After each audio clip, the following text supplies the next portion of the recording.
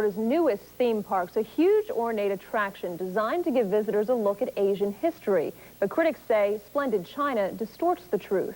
News Channel 2's Joan Fuller shows us what the protest is about. They stand united against a common foe. These protesters from eastern Turkestan, Tibet, southern Mongolia, and Taiwan say communist China has oppressed their people for decades, and that a seemingly harmless Central Florida theme park, Splendid China, now helps continue the oppression. The park's exhibits showcase China's ethnic and religious diversity, but protesters say in reality the country is intolerant of religion and other ethnic groups. We believe that this theme park is a machine, a propaganda machine for the Chinese Communist government, and it is teaching our children when they come here on field trips their version of history.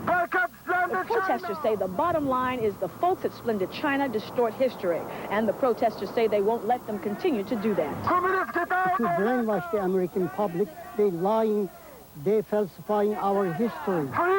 They claim, for instance, that my oppressed friends who were once sovereign nations of eastern Turkestan, southern Mongolia, and Tibet are now somehow have been Chinese since ancient times, which the evidence does not bear out to be the truth.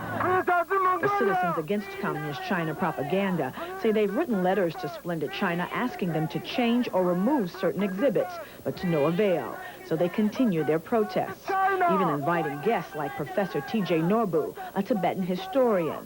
Norbu is also the oldest brother of Nobel Peace Prize winner, the Dalai Lama, Tibet's spiritual and political leader who was forced into exile by the Chinese.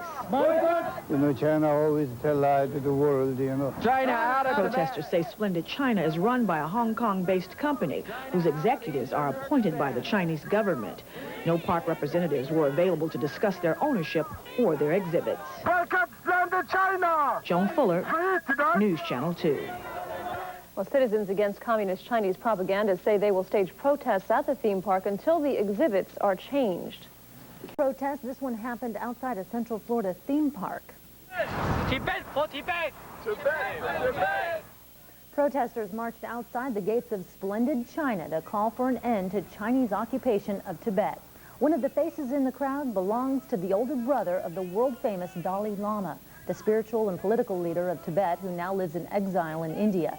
Protesters say they're upset because Splendid China misrepresents Tibetan history and covers up the brutality of the communist Chinese government. Nobody from the theme park was available for comment.